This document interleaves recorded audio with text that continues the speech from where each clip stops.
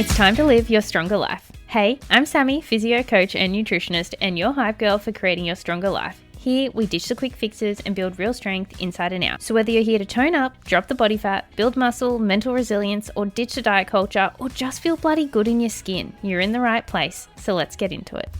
Alright fam, in this episode, I want to talk about a word that refuses to die in the fitness world. And you know what? I am very guilty of also using this word in the fitness industry. Partly because it's almost like lack of a better term. Plus, when you only have 1 second to grab your attention on social media, it's like, what else do I say? Am I going to be like, if you want to build muscle and drop body fat and look more comfortable in your skin and then have the muscle popping through the skin? It's just a lot to say. So people just say toning. And toning, I lent into it. I'm actually going to start leaning out of it because it is still cringing me out. And I think I'm just going to say, if you want to build muscle and drop body fat, as my hook, because I can say it really fast.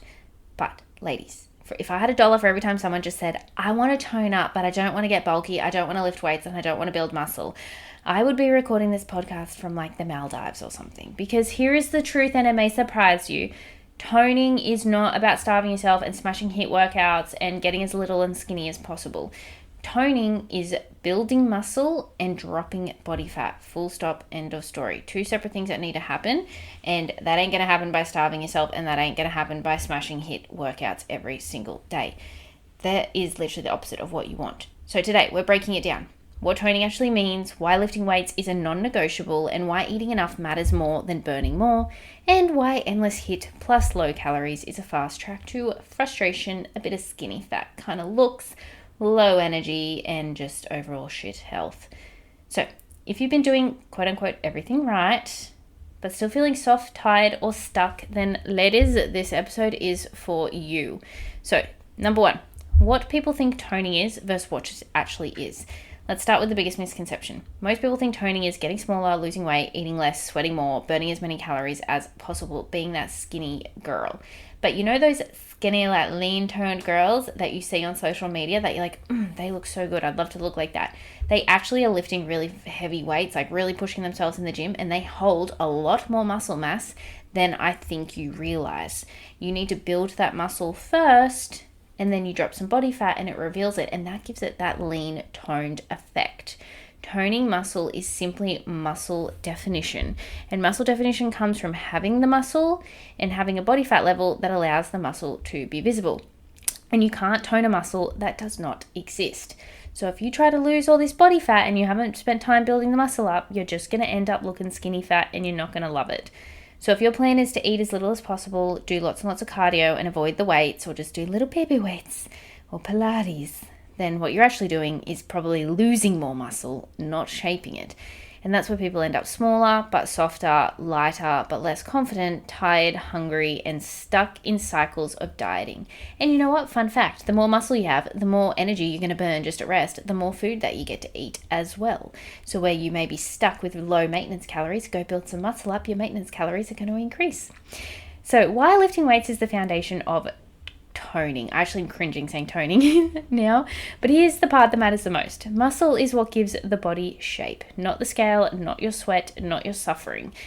I have this analogy that I like to think of is okay, if you have no boobs, I'm very flat chested, so if you're no boobs and you wear a t-shirt, it's very baggy over your chest. You can't see anything. There's nothing popping up out of it, right?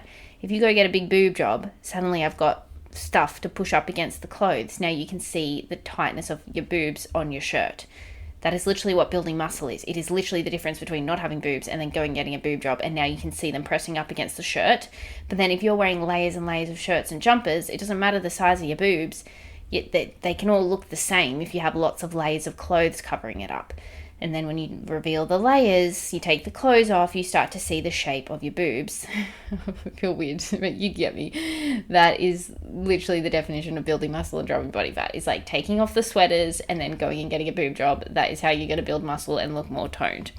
So lifting weights is going to build muscle under the skin. It's going to create your firmness and shape. It's going to improve your posture and confidence. And it's also going to raise your base metabolic rate long term. And it's going to protect your bone density for the rest of your life. And as a lady, once you hit 30, you start rapidly losing muscle, and you start slowly losing your bone density over time. And so the best thing that you can possibly do is not starve yourself silly and go and lift weights. They are the two best things you can do to protect your longevity as well.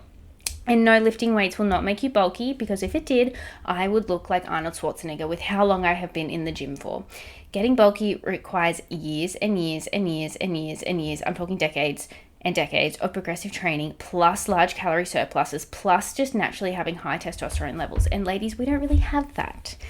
Most people struggle to build any muscle at all. You would actually be surprised how hard it is to actually build muscle, especially when you are under eating. So when someone says, I don't want to lift heavy because I don't want to look big, that's the same as saying, I never want to drive a car in case I accidentally become a Formula One driver, or I don't want to cook a meal because I don't want to accidentally become a Michelin star chef.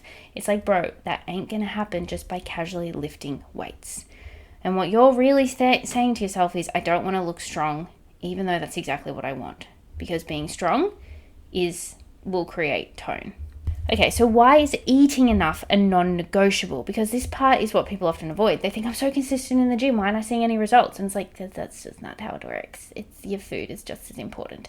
So you cannot build or maintain muscle if you are chronically under-eating, if you are cutting your carbs aggressively, and you are living in a constant calorie deficit.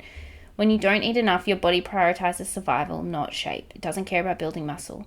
And muscle breakdown increases. Recovery worsens. Your hormones are taking a hit. Your hunger satiety cues are all over the shop. Your energy drops and your training quality suffers. Back to that hunger and satiety cues. If you are eating like 1,200 calories and you're like, oh, it's fine, I have no appetite, that actually is a sign that your hormones have adapted, and that is not a good thing. It is not a flex to be eating 1,200 calories and have zero appetite. That is actually a warning sign that you need to get out of that 1,200 calories. And then, so people also then eat nothing at all and wonder why your body's not changing despite your hours and hours of cardio, why you're feeling inflamed and puffy, why you're always tired, why your progress is stalled, and why you're not making any progress. Oh, maybe I just need to eat less and less. No, hun. It's the total opposite of what you need. Muscle requires fuel. Protein helps build it, carbs help train it, and calories help to maintain it. Eating enough doesn't make you soft. Not lifting while under eating does. And if you're worried about putting on weight, well, if you want to build muscle and look toned, you're going to have to accept that you need to put on a little bit of scale weight. The weight may change because where do you think the muscle mass is going to come from? But in saying that, if the scale is raising too rapidly, then you can be pretty confident that it is body fat, not muscle. So it is a very slow process. I have had a conversation with someone and they were like, I put on a kilo of muscle in a month. And I'm like, no, you did not. That is, nope. If you think you put on a kilo, no, it wasn't even a month. I think it was like 2 weeks. I was like, if you put a kilo on in 2 weeks, that's just body fat. That ain't muscle, sis. Sorry. Or it could be many other factors, but the fact it is not muscle. It could be so many other things. If the scale jumps up a kilo in like 2 weeks, it could be a combination of body fat, water, like hormones, bowel movements, so many other things. But it's not going to be muscle that quickly, sorry. But I will hand on my heart say 99% of the time, ladies need the opposite of what they think they need. And that is why us as health professionals with years and years of experience and years of education and stupid amounts of qualifications exist, because you think that you need to move more and eat less, and I'm telling you, it's probably the opposite for you. And if you're gaining weight while you quote unquote think you're eating a maintenance, you're not eating a maintenance, you're probably actually eating a surplus without realizing. Okay, so the problem with starving and HIIT culture, let's call this out. HIIT is not evil by any means.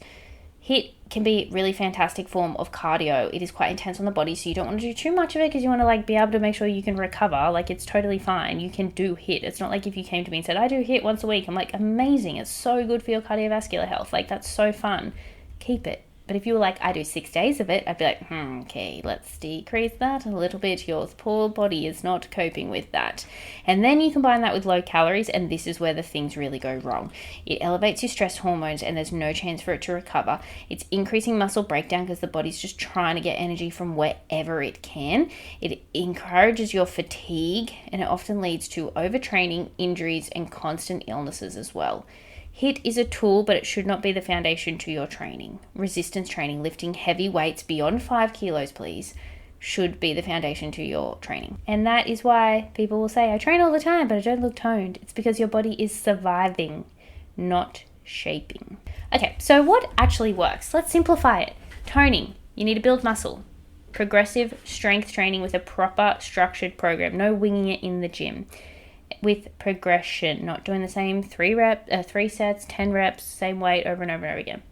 You need enough protein, you need enough calories, you need some cardiovascular exercise in there, definitely, and consistency over the perfection and intensity. So a solid approach could look like 3 to 4 days of resistance training, lifting with intent, good quality range of motion, no ego lifting, good form, gradually progressing in repetitions, form, and weight. And then eating to support your training. And then using cardio strategically, not as a punishment tool. Playing the long game. It's not about extremes. It's about building a body and not shrinking yourself into absolute exhaustion and just like bleh. And if you're like, but lifting weights isn't for me, or going to the gym, I don't like it. Ugh. The reason why people don't like exercise is because they just see it as a form of punishment as opposed to a form of celebration and a form of like, hey, what can I do today? Let's go. Let's test my limits. Let's push myself. Let's learn to adapt. Like, see it positively. When you see it as a punishment tool, like I have to go to the gym instead of I get to go to the gym, that is why you're not enjoying it at the same time. So the next time you hear the word toning, sorry, you will hear that on my Instagram quite a lot, but just remember it means building muscle and then just dropping body fat, two completely separate things. You don't need to just eat less and less, and you don't need to just go harder and harder and harder into your cardio or punish your body. You need to lift, fuel, recover, repeat, because the body you want isn't built through starvation. It's built through strength, nourishment, and patience for the long term. The longer you can be patient through this journey and enjoy that delayed gratification, the better the results are going to be in the long run. I promise you. And when you stop trying to just get smaller and smaller and smaller and focus on being strong, I promise you will also finally just start looking the way that you want. Thanks so much for listening. If you found this episode valuable, please rate, review, and subscribe. And I'd love if you shared this on your Instagram and tag me, Sammy_livestrong. And if you'd like to learn more about my coaching and join the Project Livestrong family, please message me, Livestrong, on Instagram, and I'll see how I can help. I'll see you next time.